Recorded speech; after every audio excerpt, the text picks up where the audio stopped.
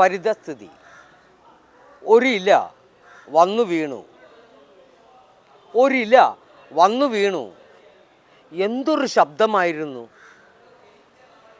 എന്താ പുറത്തൊരു ശബ്ദം? അടുക്കളയിൽ മീൻ വെട്ടുന്നതിനിടയിൽ അവൾ മുറി ജനൽ തുറന്ന് നോക്കിയിരുന്നപ്പോഴാണ് ആ ഇല കാറ്റിൽ നിന്നും പറന്ന് വന്നു വീണത്. എന്തിലയാണിത്? ഈ ശബ്ദം? ജനൽ ആകാശം നോക്കി.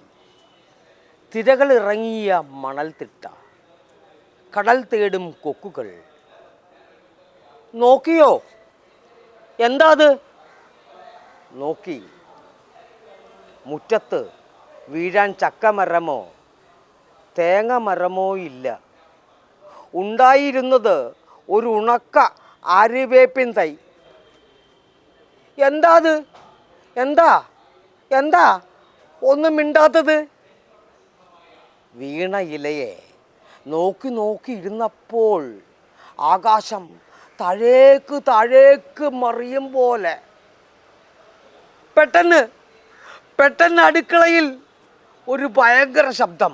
പുഴ കര കവിയുന്നതോ കടലിരമ്പി മറിയുന്നതോ? പുഴ കര കവിയുന്നതോ കടലിരമ്പി മറിയുന്നതോ? അരാജകം. മഴ ഇങ്ങനെ